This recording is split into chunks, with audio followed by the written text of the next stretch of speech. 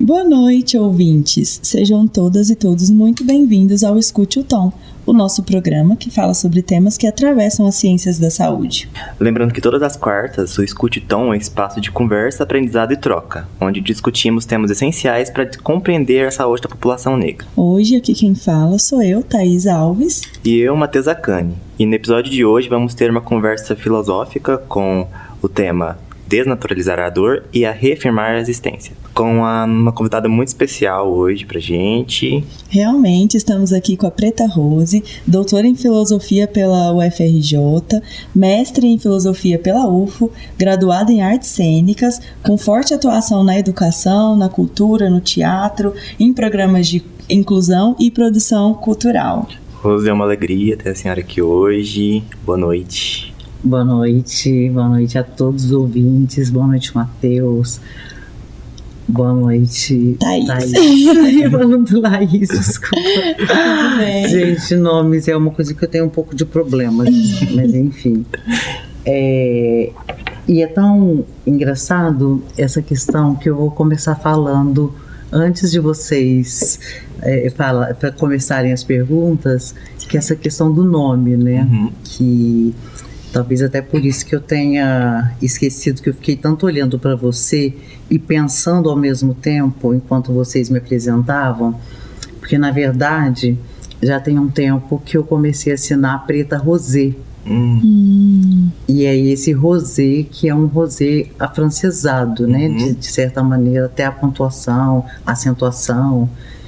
E aí quando você falou, né, a Preta Rose, eu fiquei pensando, que coisa, né? Estou aqui sentada para falar dessa questão da decolonização, de uma certa maneira, do corpo, do empoderamento, e ainda trago no meu próprio nome, por escolha, né, uma certa colonialidade. Meu Deus.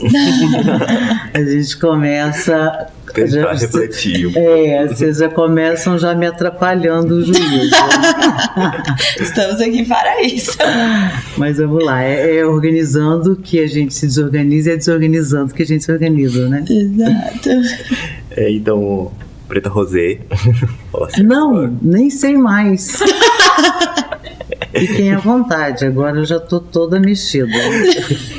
Conversando então com a senhora anteriormente, pra gente entender muito o que a senhora queria trazer no nosso podcast hoje, você trouxe muito a questão da relação do corpo negro com a dor. E a gente queria saber, poderia falar um pouco mais sobre isso, sobre essa relação de que muitas vezes atravessa a questão até pedagógica. Pode explicar um pouco sobre esse conceito, sobre essa vivência da senhora? Então, quero muito agradecer vocês mais uma vez, né? E todos vocês, mas aí eu vou agradecer a Lari, em especial, que é minha ex-aluna e quem fez o convite. Justamente no momento em que eu já pensava sobre essa questão da dor, do corpo negro, né, do quanto essa dor, e uma dor física mesmo, porque às vezes a gente fala muito da dor do corpo negro, dessa dor emocional, dessa dor psíquica, né, psicológica, enfim. A gente traz todas essas questões, mas aí quando eu comecei a olhar para esse corpo negro, sobretudo o corpo da mulher negra, esse corpo que gera, esse corpo que carrega, né, que se sobrecarrega cotidianamente. Não faz muito tempo, uma amiga recente me falou: meu filho nunca me viu chorar.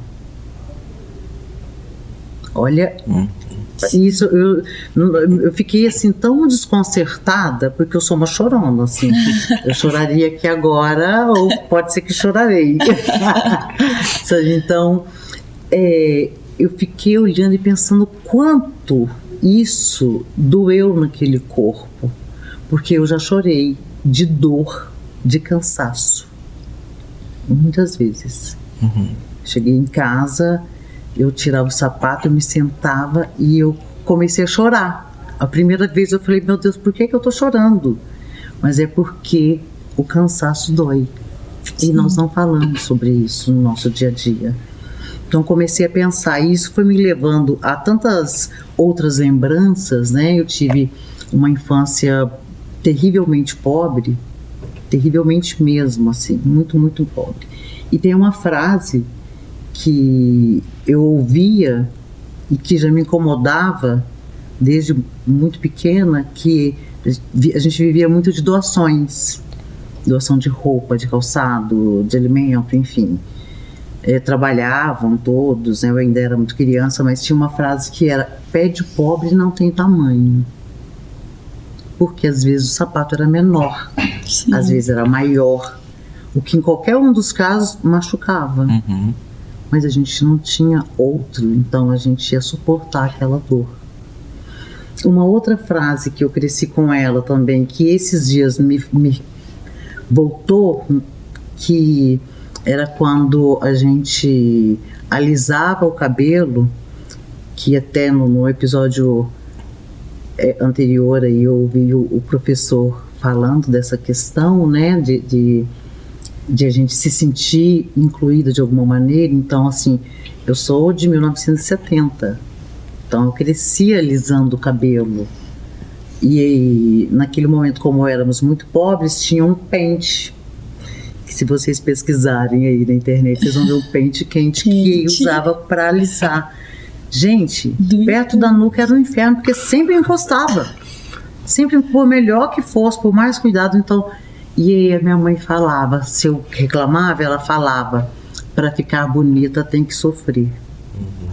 Essa frase lá, acho que ela é comum a outras mulheres, as mulheres de um modo geral, mas a nós, mulheres negras, ela tem um peso maior, porque esse ficar bonita não é só realçar o que eu já tenho, é tentar alcançar algo inalcançável, que seria esse estereótipo da beleza branca. Sim. Então, isso também, essas dores que vão sendo acumuladas, né, no nosso dia a dia. E eu consegui perceber essas dores, porque essas dores, elas vão nos ficando comum.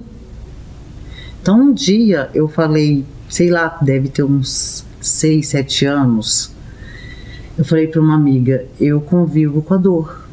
Não tem até mais, acho que já deve ter uns 8 anos, 10 anos. Eu falei: eu convivo com a dor. Ela falou: como assim? Eu falei: eu tenho dores todos os dias. Ela ficou parada olhando para mim: como assim tem dor todos os dias?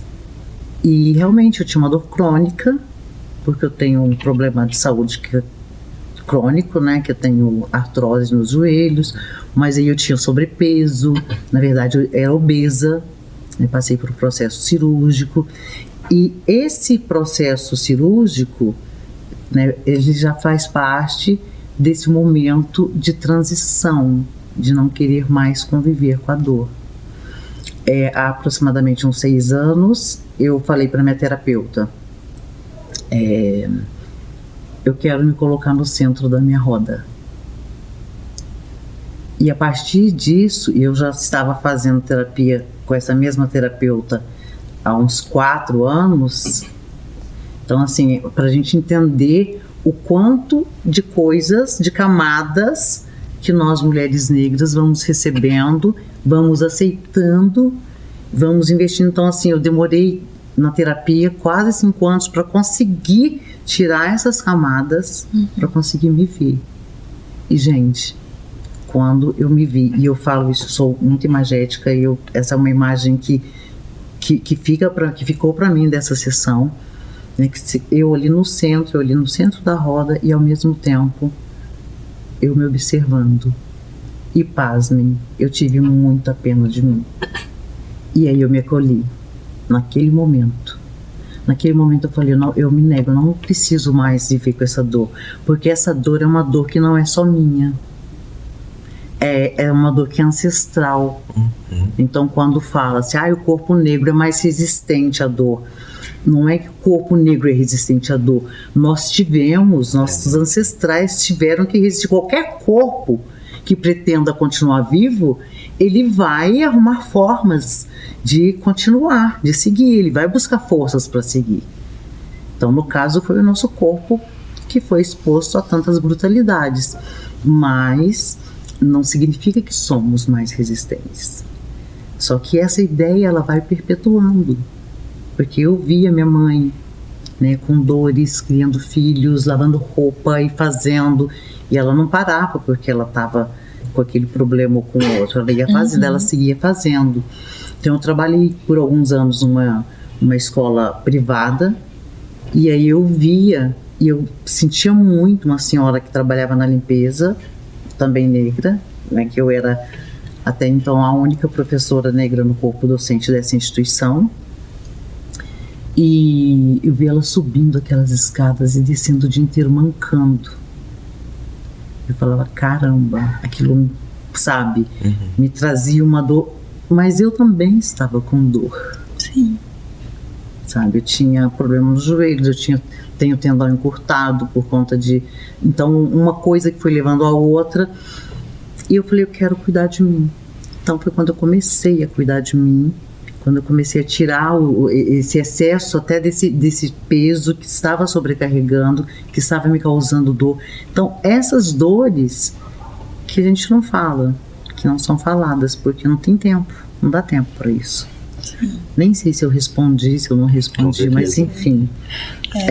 Esse momento de a gente se ver, de a gente se olhar, de a gente se perceber, é um momento muito importante, porque nós mulheres negras somos muito, absurdamente invisibilizadas o tempo todo, em todos os lugares.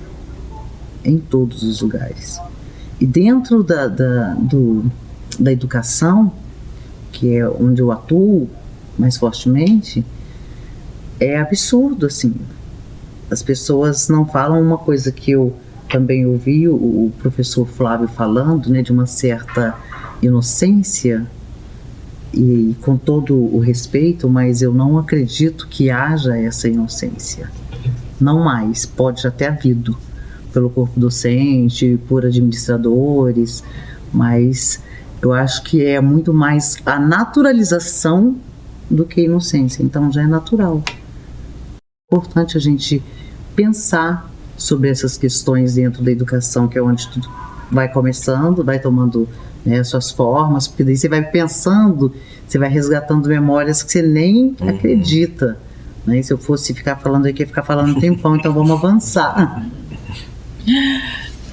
Eu achei interessante isso que a senhora estava falando sobre que a dor é uma questão ancestral, porque realmente, assim, isso de nunca ter visto a mãe chorar é uma coisa que aconteceu muito comigo. Tanto é que a primeira vez que eu vi minha mãe chorar, eu me assustei muito, porque foi quando o pai dela morreu. E aí ela me ligou chorando e eu fiquei, gente, eu sou a pessoa que você não tem estrutura pra conseguir lidar com isso. Eu nunca passei por isso. E aí eu acho...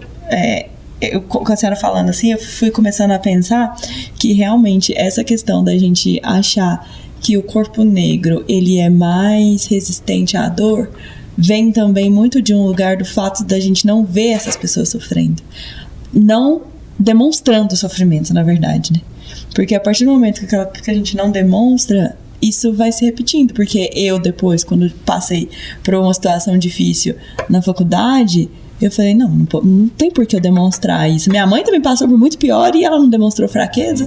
Como é que eu vou me demonstrar isso? E a gente acaba se colocando nesse lugar tão violento que é o lugar de não nos permitir sentir, né?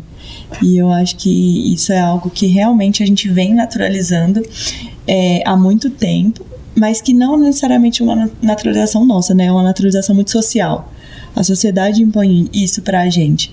E aí, a partir disso, eu queria saber da senhora, enquanto pesquisadora, mulher, negra, nesse lugar que é um lugar extremamente violento, né? Eu nunca trabalhei sem conseguir falar quem eu sou, né? De quem eu sou, qual é a minha proposta.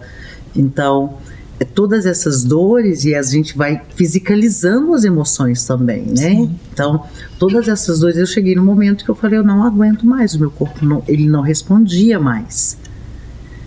E eu cheguei para pedir demissão, depois de 6 anos de trabalho, porque eu falei, olha, eu não aguento, eu preciso cuidar de mim. Eu fiquei um semestre Eu fiquei 6 meses, eu me dei esse presente, foi o que eu consegui fazer com o meu dinheiro, e eu sou muito de acerto e tal, foi tirar um semestre para cuidar de mim, né? Fazer fisioterapia 3 vezes por semana, fazer não sei o que, e eliminar peso, de fazer cirurgia, de fazer todo esse tratamento e assumir essa dor, porque a gente vive num sistema absurdamente capitalista, e vocês, né, como jovens médicos, e aí, sabendo muito mais a quantas anda a saúde no Brasil para pessoas pobres, né,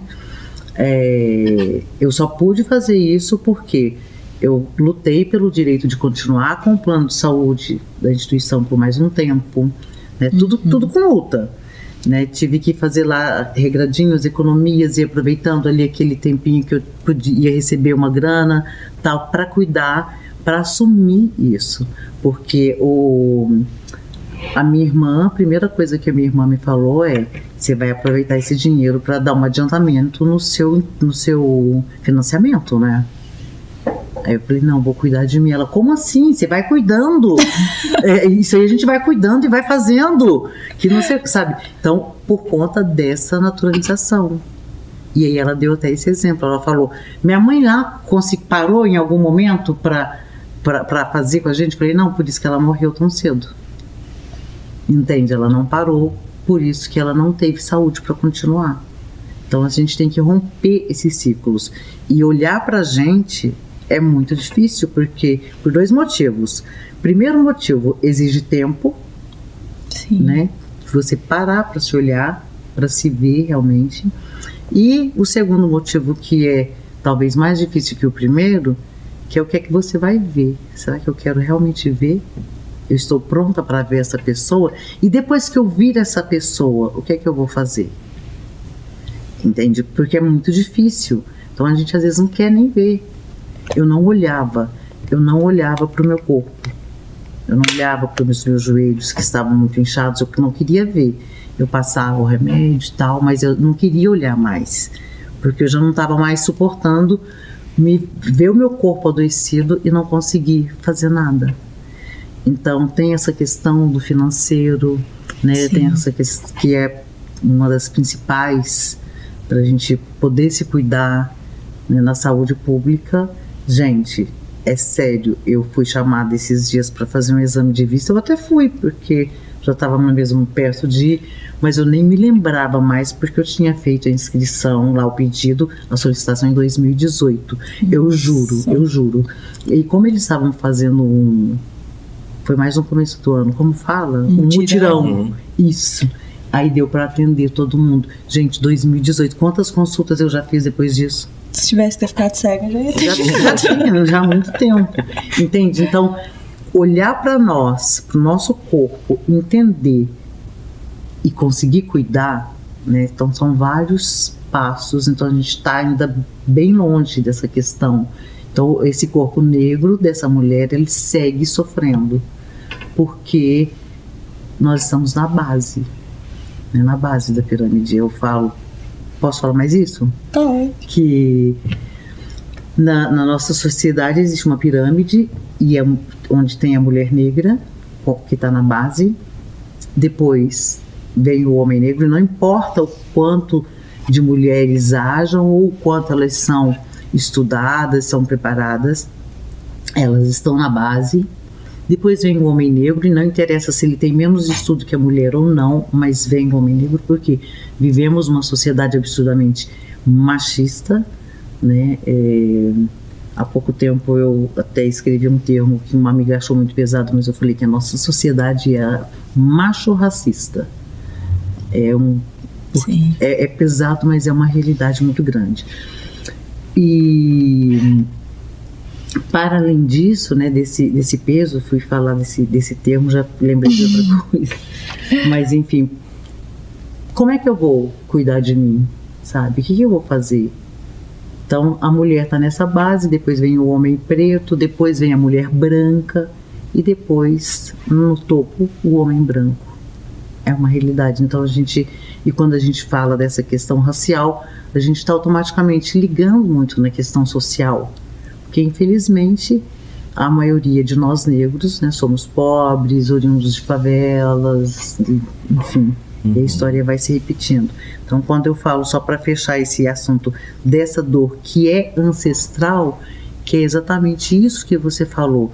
Se a minha mãe segurou todas as barras, eu não vou agora aqui, diante dessa questão aqui na universidade, né, vou dar um show, vou deixar a peteca cair, e aí você segura mais essa dor para segurar aquele momento. Então é nesse sentido que eu vou chamando essa ancestralidade, né? Não é uma questão espiritual não, mas é uma questão filosófica mesmo, uma questão de isso, sabe, de reconhecer-se e de repetição. Sim. Aí a gente falou aqui bastante sobre essa questão de autocuidado, né? Essa percepção de necessidade de um autocuidado.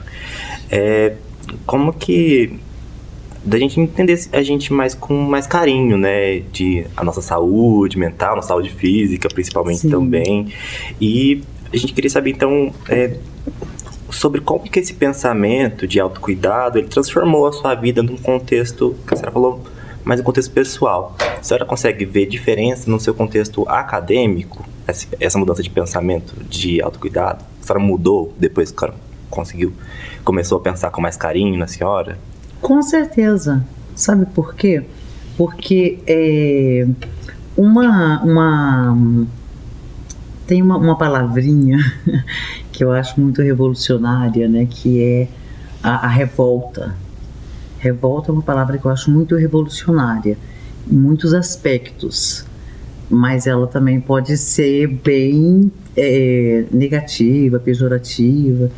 E quando você não está bem e você tem que fazer a coisa acontecer, isso te traz uma certa revolta. Eu não estou bem, estou com dores, eu tenho que ficar aqui em pé, eu tenho que aturar esse menino que sabe nada, entende? Vim me encher os bacovás e eu ficar aqui tentando falar amorosamente, sabe? Então, tudo isso vai impactando, porque a gente segura até certo ponto. Tem horas que você não segura, né? Então, o seu estar nos lugares vai ficando diferenciado, porque você está com dor, mas você tem que estar ali, então você está só suportando, você não está aproveitando aquele momento. Então eu entrava para a sala de aula, ali eu me envolvia, que eu me envolvo, graças a Deus, apesar de tudo, mas assim, eu chego ali dentro, às vezes eu vou pé da vida, até quando eu chego com a estrutura, com tudo. Quando eu começo a falar com os meninos, já vou me divertindo, já começo a rir, já esqueço tudo. Mas quando a gente está bem, é muito diferente, né? De você ter que suportar. E aí suportar no sentido mesmo de dar um suporte para o seu próprio corpo, que não está querendo ficar de pé, que não está querendo estar naquele ambiente.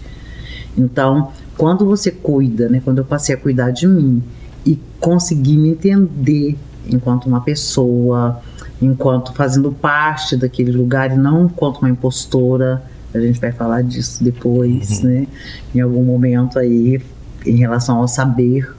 Então, quando você começa a se reconhecer em algum lugar, isso vai te trazendo uma calma, que quando chega o outro, você fala, tá. Entende? Você já não quer mais comprar qualquer briga, né? Então, quando chega uma colega branca e rica, uma colega de trabalho, fala para você: mas olha, eu não vejo você como uma mulher negra, assim como eu não me vejo como uma mulher branca. Nós somos mulheres. Então aí você só olha para a pessoa e fala: colega, então a gente encerra aqui o nosso assunto. Tá? Não dá pra gente seguir nessa linha de pensamento, porque é isso, né? Então, somos mulheres, mas somos sim, e essa questão, né, de falar somos mulheres brancas, mulheres negras, e as dores são diferentes, então isso daí já não sou nem eu que falo, já, né, tem outras pensadoras, outras filósofas, Lélia Gonzalez, que já vem falando isso há muitos anos. E então, assim, por isso surgiu o feminismo negro, para entender que há diferença nesse corpo da mulher negra, esse corpo feminino negro, que a sobrecarga para esse corpo é muito mais pesada.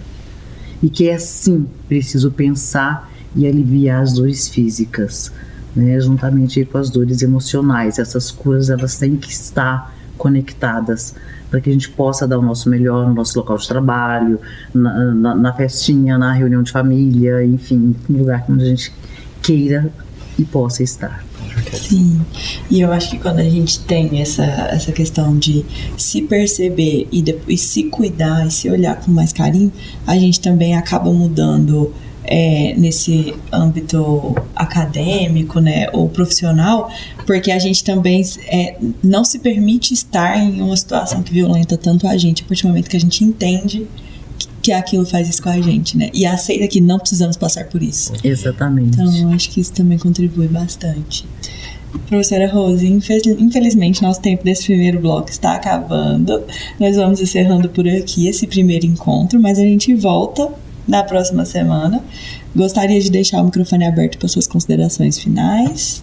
Olha, agradecer, falar que a liberdade é uma luta constante, né? Como já diz aí Angela Davis, e essa liberdade, essa libertação da própria dor, essa libertação do nosso corpo, para que ele possa caminhar junto aí com o nosso intelecto, é muito importante para que a gente consiga continuar dando os nossos passos aí na nossa luta, nas nossas pesquisas, e é muito bom ver essa sala preta.